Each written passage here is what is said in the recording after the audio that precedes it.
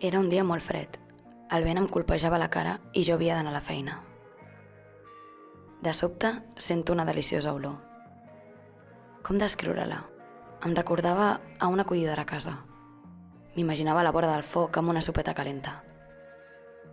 Sí, l'olor era de sopa. Caldo calent, com em vindria de gust. Tornant a la realitat, em decideixo seguir-la. Alguna cosa em va fer girar a l'esquerra pel carrer Maria Agulló. Cada cop era més intensa. Els meus peus anaven més ràpid i el meu cos es relaxava. No en tenia cap dubte, era molt a prop. De sobte ho vaig veure, a través d'un finestral. M'hi vaig endinsar sense pensar-hi i...